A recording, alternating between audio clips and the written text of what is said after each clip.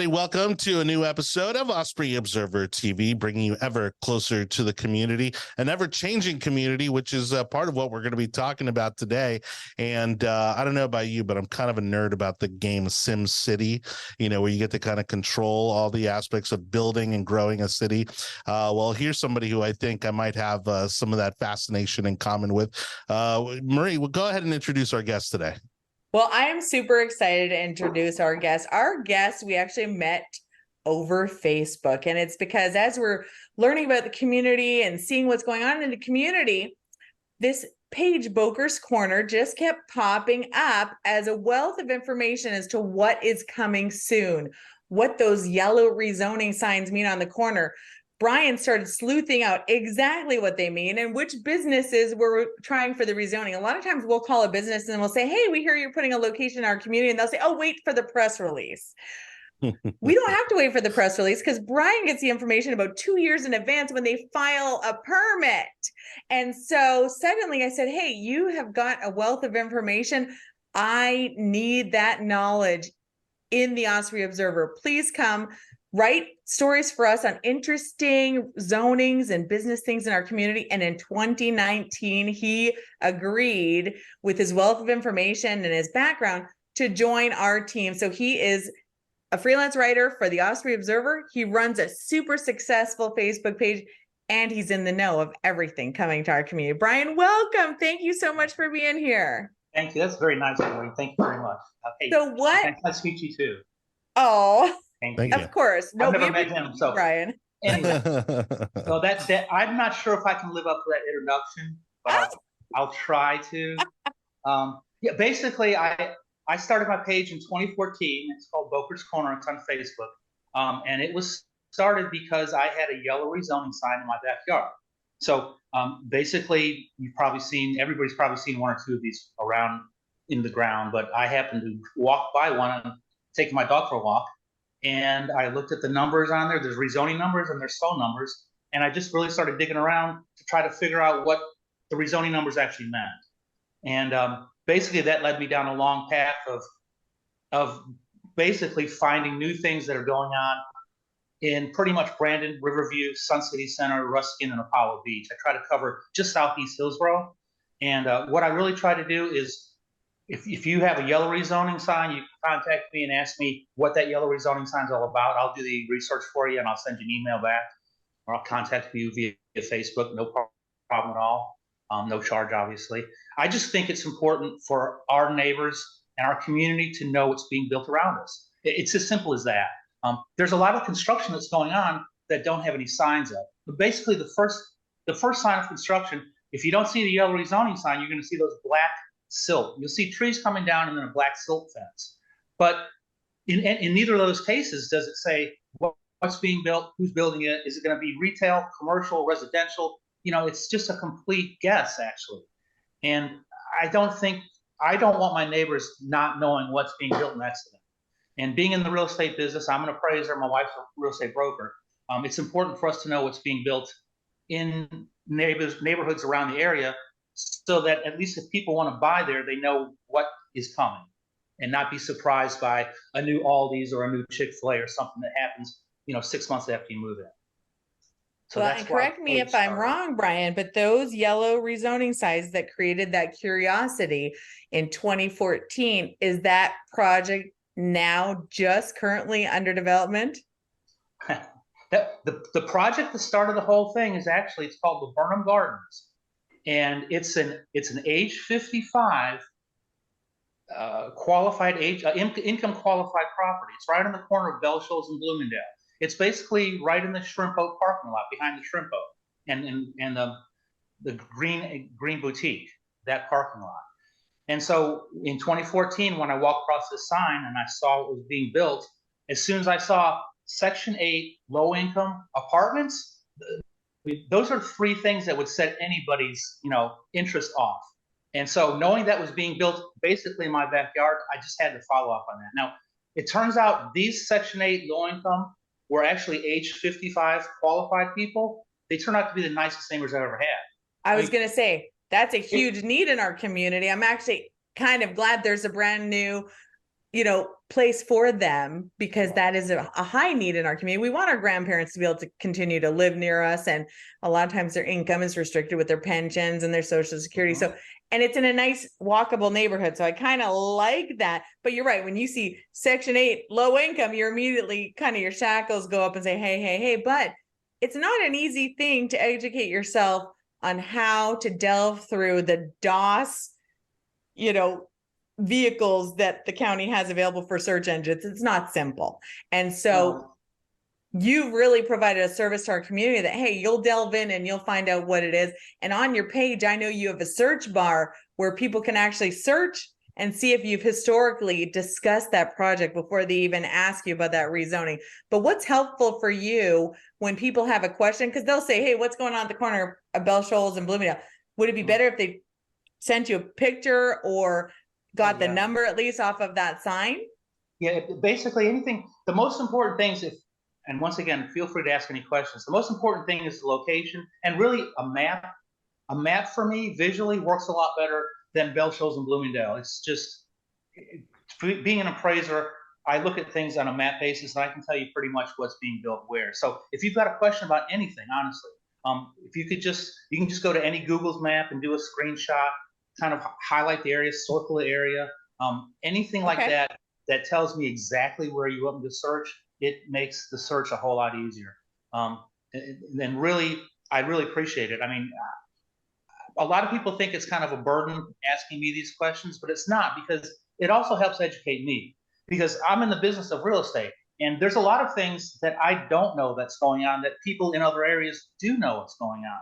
So honestly, if you see something that is new to you, especially new, if you've been in the area for a long time and you see new things change, that's the stuff that I'm really interested in. Marie did mention on the Facebook page, Facebook does have a search engine up there. And basically, you just have to put Bokors Corner - Riverview or Brandon or Apollo Beach. Or I always start the post with Bokors Corner / the name of the city. So if you're looking for the name if you're looking for a project in Riverview, it's always Bokors Corner / Riverview. Same with Apollo Beach, same with Brandon. So that's kind of a way to whittle the search down a little bit. But honestly, I know Facebook doesn't have a great search engine. So if you can't find it after searching, just DM me, shoot me an email, and I'll be glad to try to help you out. I mean, maybe second to having a political Facebook page, I can imagine that some of the information you disclose gets quite controversial, and the posts get quite heated. But again, I'm a huge fan of transparency. I don't feel that enough people know what's going on in their community, especially at the local level, especially with something as important as rezoning. What would you say has been maybe and it doesn't have to be the most controversial, but maybe the biggest development in our neighborhood, in our area, that you feel has drawn the most attention to your page all these years? Sure. Well, I can tell you right now, currently, the big one is Apollo Beach and US 41 and Waterset. That whole area, they are building. They have approved rezoning for something called a single tenant super store discount center with a garden. It's basically it's a Walmart, but they don't want to say it's a Walmart, so they name it something else. But it's anything really US 41 and Waterset, Big Bend, US 41. Yeah, that's where I live. I live in Covington, right there on Big Bend, and between 41 and 75, and it's unbelievable, because it seems like every day there's a new project popping up. But as you mentioned, I don't think a lot of people realize that these projects don't pop up overnight. These are years in the making if you know where to look, right? Right. Yeah, it all starts with that rezoning sign, really, and typically from the time you see that rezoning sign go up till something's actually built, it could be 24 to 36 months. That's how far in advance these rezonings take. Without Walmart, a lot of the US 41, that was all tomato farms. That was all basically historic. That was a lot of tomato farming areas. So in order to convert a pasture of tomato farms into a super center, it's a mighty long process. So if you want to get involved from the beginning, you really have to do it at rezoning time, because once rezoning is approved, that project will go through. So there's Yeah. definitely windows that you have to work in. The rezoning window, usually you have about 6 months. You have actually when the yellow sign goes up, you've only got 1 month. So when that yellow sign goes up, Wow. it's a 1 month kind of tip off that the meeting that the county is going to be approving or denying is going to happen within 1 month. So as soon as you see that yellow sign, you want to go ahead and take the RZ number down, and that's the information that you'll need if you want to oppose or be on the side of the project. So you can actually be against the project or for the project. That's a really great point, Brian, is from the time the yellow sign goes up, typically residents have 1 month to get engaged and have an opportunity for public comment. Beyond that time, the wheels have started and there's no more public input required or accepted on that project. And some of these projects, the rezonings were done 10 years ago, 20 years ago. And so if you see a project breaking ground and there's no yellow sign, it's because it was approved many years ago and they're just now fulfilling what was given long ago. So and that's exactly what Jonathan, the question, John, that is the number one right there, Jonathan, is a project that was approved 6, 7, 8 years ago that all of a sudden breaks ground right next to you. And you're going, well, hold on, you didn't have anything to say about this. But the time to say something was basically in 2016. So that is a really frustrating part of the rezoning process. If you don't catch that rezoning at the right time in the process, you're kind of shut out. And once the stamp goes down on that rezoning, it's pretty much approved, and rezonings don't go backwards. Once the land gets rezoned to a certain use, it doesn't revert back. It won't, it can't. Because there's a lot of money spent on rezoning of land. Now, that's not to say that every rezoned piece of land gets developed. Sometimes Waterset's another great example. A lot of Waterset was actually rezoned in the 80s and 90s, but due to economy and just basically due to developers not wanting to follow through, that land sat for almost 25 to 30 years, approved but not developed. wow. And those are the kind of things. Those are the kind of things that the community. It's and I feel it. I mean, you should know what's being built around you. And if this was approved 10 to 15 years ago, and you just don't have the opportunity to actually voice your displeasure with it, that is a difficult situation. So, well, you would hope that. I mean, you would hope or want maybe there to be like some sort of policy where if the development doesn't start within a certain time frame, then the rezoning debate window, I guess, has to get reopened before the actual start of the development date. You know what I mean? Like, I think in an ideal world, I mean, I think, that would, because it actually leads into a very specific question, which I think this is one of the few podcasts where we can get this specific, but that parcel of land that in that area we're talking about, Big Bend, between 75 and 41. I remember when I first moved here in 2006, they were saying that there was going to be a shopping mall that was going to go into that space. Obviously, that land still sits undeveloped, even though the growth has been so massive on the other side of it. Is that still dormant, or might kind of what the status is on that property? I do actually. That's the South Shore Commons Mall.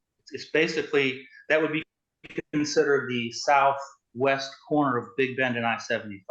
Right across from East Bay. And that was supposed to be a really nice outdoor walking mall with a theater and a bunch of restaurants and a bunch of small cafes and shops. And once again, this was in 2007. And when things happened in 2007 and the economy took that dive in 2007 and 2008, the Great Recession, I guess they call it, the developers never picked up on it again. Now, why it has set vacant this long, I don't think anybody quite knows for sure. I think part of the reason is Amazon. I think Amazon has taken over a lot of the malls, and since that parcel was actually zoned to be a mall, I don't think developers and malls are really working together as much these days. Yeah. So I think the use that was approved in 2007 is not the use that need it in 2023. And so you got a big problem with a piece of land that's been rezoned for one thing, but now that one thing isn't really the best use anymore. I mean, Brandon Mall obviously still kind of has peaks and valleys in terms of traffic, but I'll tell you, Ellington, is a ghost town. Ever since they opened up. Oh yeah, ever since they opened up the Tampa Bay outlets up in Wesley Chapel, they lost a lot of tenants, and the majority of that kind of outlet mall traffic has now gone north. And Ellington again has a lot of vacancies, and traffic-wise is nearly a ghost town. And so, that coupled on top with what you were just saying, the online commerce space has just exploded, really. Eliminating the need for a mall. I mean, I couldn't tell you the last time I went to a mall with the intent to actually buy something. It's usually maybe, just something to do. Let's go walk around or let's go to a restaurant. But no longer is it I have to go buy X. Let's go to the mall because I can order it from my phone and it'll be on my front door the next day. I think we could actually talk for hours. I think there's no end to the opportunities to dip into Brian's wealth of knowledge.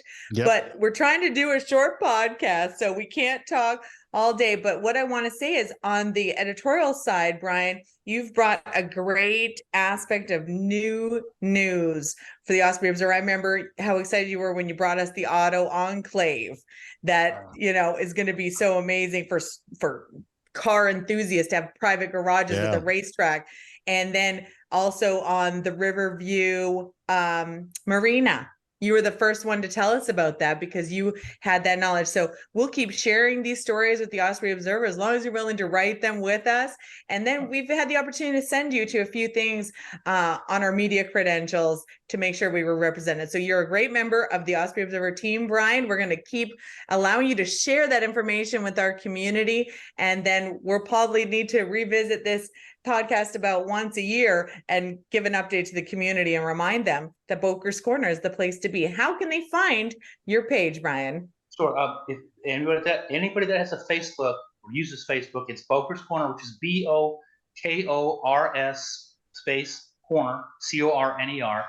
That's the Facebook page. It's the page. There's no fee to join. It's completely free. That's where you can find me. And if you want to ask me a question, please go ahead and DM me with a map and the question. I'll be glad to get back in touch with you as soon as I can. Well, thank you. You provide an excellent service. I think actually you could probably do a little class at the library on how to navigate those yellow rezoning signs. It's a very specialized skill that you have. But thank you, Brian, and we'll be in touch soon. Thank you, John. Nice to meet you. Hey, thanks for all your hard work. Really appreciate it. You're welcome. Thank you.